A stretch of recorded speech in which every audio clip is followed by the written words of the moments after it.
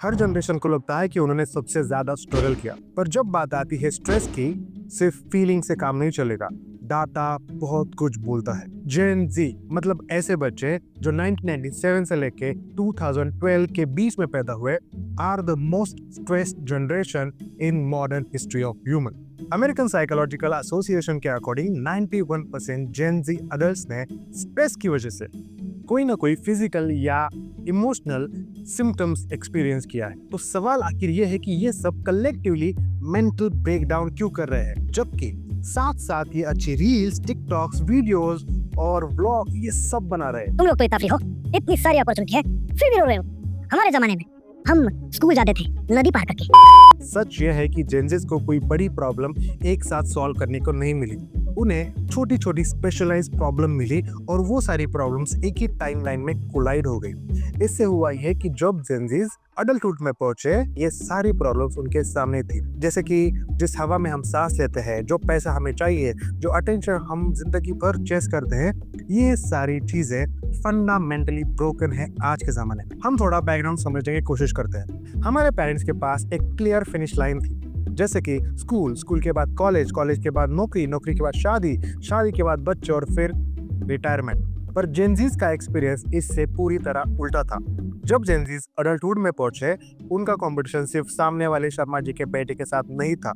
उनका कंपटीशन था एक ऐसे बच्चे के साथ जो दुनिया के किसी कोने में सिर्फ 18 साल की उम्र में मिलियंस ऑफ डॉलर्स की फंडिंग उठा चुका था। उनका कंपटीशन ऐसे फिटनेस इन्फ्लुएंसर के साथ था जो सुबह 4 बजे उठ के मॉर्निंग वर्कआउट में ट्रैक्टर उठा लेता है। Gen Zs are permanently online generation और उनकी सेल्फ वर्थ हर सेकेंड एक क्यूरेटेड परफेक्शन के साथ कंपेयर की जा रही है। अब फोमो सिर्फ उस बात का नहीं रहा कि आपने कोई पार्टी मिस कर दी। अब फोमो इस बात का हुआ है कि आपने कोई लाइफ चेंजिंग अपॉर्चुनिटी मिस कर दी जो किसी बंदे ने रात के 3 बजे पोस्ट की है। हेलो मेरे दोस्त, मुझे आज कुछ बता रहा है। अरे हाँ, मेरी गूगल में जॉब लग गई। वो जो सुंदर पिचाई है ना, वो मेरा सेक्रेटरी होगा आज के बाद। हाँ।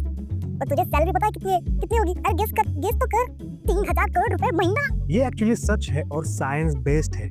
आपकी फोन की कांस्टेंट पिंग्स, नोटिफिकेशन या रिंगिंग आपके ब्रेन को एक क्रॉनिकल विजिलेंस स्टेट में रखते हैं। एक लॉ है, याक्स डॉर्सन लॉ, जिसमें कहा जाता है कि आपका जो परफॉर्मेंस है वो तब बहुत हाई हो जाएगा जब आपका स्ट्रेस ऑप्टिमम हो।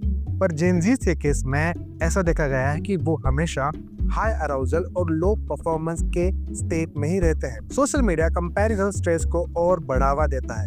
यूनिवर्सिटी ऑफ पेंसिल्वेनिया के एक स्टडी के अकॉर्डिंग अगर सोशल मीडिया को सिर्फ 30 मिनट पर डे पे लिमिट किया जाए तो लोनलीनेस और डिप्रेशन सिग्निफिकेंटली कम हो सकता है, क्योंकि जब आप स्क्रॉल कर रहे हो तो आपका दिमाग कॉन्स्टेंटली आपकी लाइफ किसी और के लाइफ के साथ कंपेयर कर रहा होता है। डिलॉयट सर्वे के अकॉर्डिंग जेंजीज में सबसे बड़ा जो स्ट्रेस का कारण है वो है पैसा, क्योंकि इन्फ्लेशन हाई है, सैलरी स्टैग्नेंट है और हाउसिंग के प्राइसेस तो अनरीचेबल है। और एजुकेशन अब सक्सेस की सीढ़ी बनने के बजाय एक बहुत महंगा सौदा बन चुका है, जिसका रिटर्न ऑन इन्वेस्टमेंट शायद कभी ना आ पाए। और इन सारी मेंटल स्ट्रेस के बीच में Gen Zs are in sleep deprivation also, और ब्लू लाइट का एक्सपोजर तो है ही। तो अब आपने ये सारे प्रॉब्लम्स देख लिए कि क्यों Gen Zs are the most stressed generation. तो हम अभी बात करेंगे कुछ मिथ्स के ऊपर जो जेंजीज के रिगार्डिंग बोली जाती है। मिथ नंबर 1, जेंजीज लेजी है।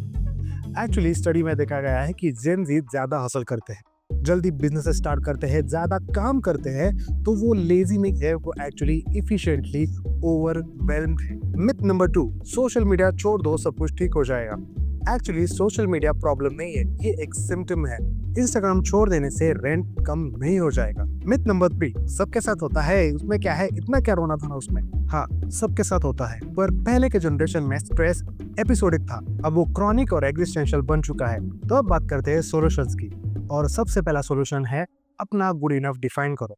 तुम्हें सबको सबसे बेस्ट करने की कोई जरूरत नहीं है। एक्चुअली सब कुछ सफिशिएंट करके भी बहुत कुछ हो सकता है, ये समझो और लाइफ उसके अकॉर्डिंग डिजाइन करो। और दूसरा और मेरा फेवरेट सॉल्यूशन है लो बार प्रोडक्टिविटी।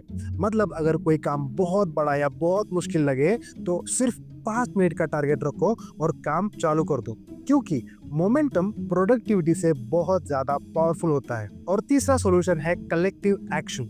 अपने प्रॉब्लम्स को, अपने स्ट्रेस को शेयर कीजिए अपने दोस्तों के साथ, क्योंकि जब आप प्रॉब्लम शेयर करोगे तो वो भी अपनी प्रॉब्लम शेयर करेंगे, और जब आप दोनों को पता चलेगा कि आप दोनों ही प्रॉब्लम है, दोनों भी स्ट्रेस में हो, तो आपका स्ट्रेस आधा हो जाएगा। क्योंकि दोस्त फेल हो जाए तो दुख होता है, लेकिन दोस्त फर्स्ट आ जाए तो ज्यादा दुख होता है।